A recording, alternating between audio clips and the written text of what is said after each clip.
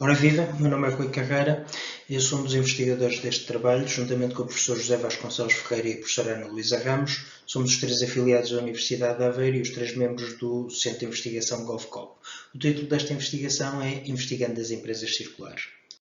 A passagem da economia linear para a economia circular é uma inevitabilidade face à escassez de recursos no mercado e face ao problema da poluição. Aquilo que nós tentamos fazer com esta investigação foi perceber se esta inevitabilidade se vai introduzir no mercado por imposição legal ou se por requisito do consumidor.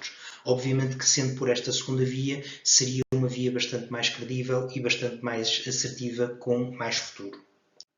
A primeira fase desta investigação foi uma análise sistemática da literatura, que fizemos um artigo que já foi submetido, mas como vimos que havia uma grande cadência de artigos a serem escritos sobre esta temática, fizemos uma segunda revisão sistemática da literatura, que também já está submetida, mas à espera de aprovação, e conseguimos encontrar 9 subtemáticas sobre este tema.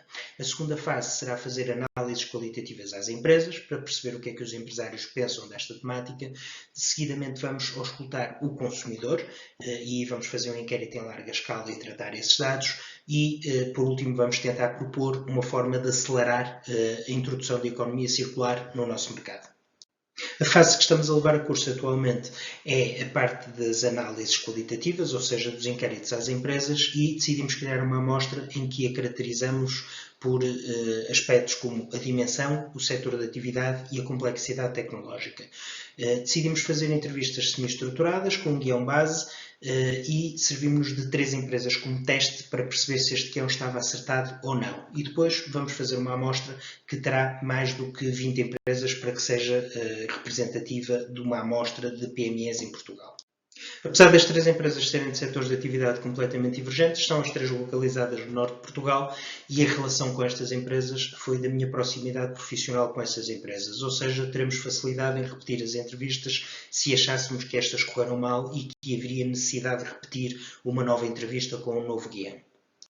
Assim sendo, partimos de um pressuposto base que seriam entrevistas de 50 minutos que seriam gravadas, com um guião base, mas perante estas 3 entrevistas percebemos que, em primeiro lugar, o desconhecimento da economia circular por parte dos empresários é bastante elevado e, em segundo lugar, que as práticas de economia circular que são aplicadas nas empresas com diferentes setores de atividade são práticas muito divergentes. Então decidimos corrigir um bocadinho a nossa estratégia e, em função disso, decidimos fazer na mesma as entrevistas semi-estruturadas, mas com uma caracterização um bocadinho maior sobre a dimensão das empresas.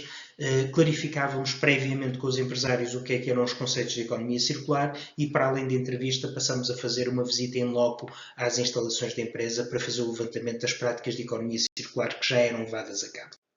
Efetuando uma análise preliminar, conseguimos perceber que nestas 3 empresas os clientes, no seu geral, não valorizam a economia circular e que existem práticas muito divergentes entre cada uma das 3 empresas.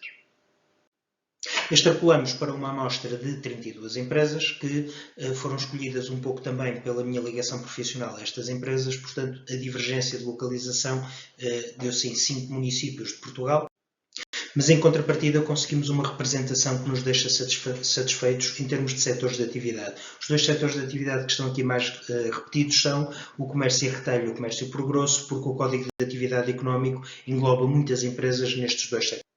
Em termos de dimensão e considerando a classificação que é utilizada na União Europeia para PMEs, existem micro, médias e pequenas empresas, achamos que todas elas estariam representadas nesta amostra.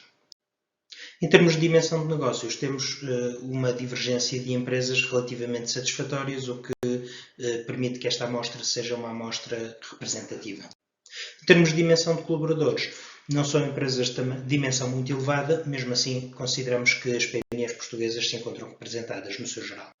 Em jeito de conclusão, próximos passos desta investigação, analisar os dados recolhidos com esta análise qualitativa e com os dados das entrevistas que já foram efetuadas, mas ainda não foram tratadas, efetuar um inquérito aos consumidores portugueses para perceber qual é a posição deles relativamente à economia circular e apresentar uma proposta no mercado para acelerar todo este processo. Estes são alguns dos artigos que consideramos serem os mais interessantes e os mais relevantes na análise que fizemos. Muito obrigado pela vossa atenção.